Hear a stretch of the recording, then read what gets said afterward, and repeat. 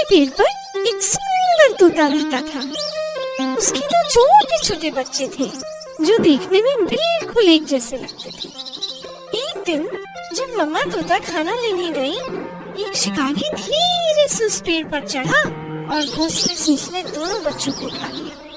और जब उनको झूले में डाल रहा था, एक तोता तो उड़ गया पर दूसरे को उसने झूले में डाल लिया और अपने घर ले गया। वहाँ से एक साधु महात्मा जा रहे थे। उन्होंने बड़े प्यार से उसे उठाया और अपने आश्रम ले। इस तरह दोनों तोते बड़े हो गए, एक तोता शिकारी के साथ और दूसरा साधु महात्मा के साथ आश्रम में पल गया। बहुत दिन बीत गए बच्चों। एक दिन एक राजा उस जंगल से गुजर रहा था। उसे एक आवाज सुनाई दी, मालिक, मालिक, आप तीर कमान उठाकर इस आदमी को तुरंत मार डालो। राजा ने अपनी गर्दन घुमाई और देखा, अरे ये तो तोता था। ये कैसी अजीब चिड़िया है, राजा ने सोचा और आगे बढ़ गया। साधु महात्मा की कुटिया में पहुंचकर वह पानी पीने अंदर गया। राजा ने अब दूसरे तोते के पिंजरे की ओर देखा। ये भी ऐसा ही तोता होगा जिससे मैं अभी मिलकर आ रहा हूँ।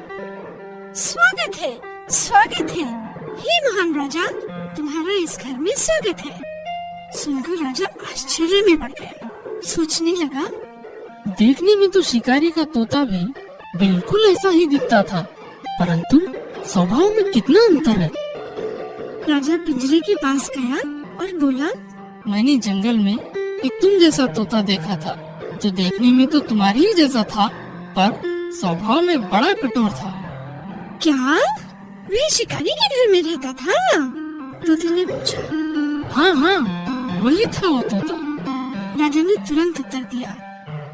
तोते की आंखों में दुख के आंसू बह निकले और उसने राजा को बताया, वही तो मेरा बेचारा भाई है।